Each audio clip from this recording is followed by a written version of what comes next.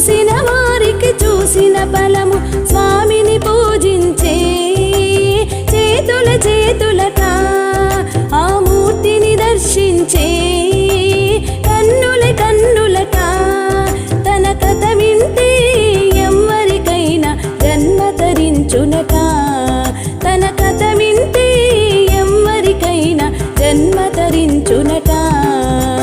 శ్రీ సత్యనారాయణుని సేవకురారమ్మా మనసార స్వామిని కొలిచి హారతులీరమ్మా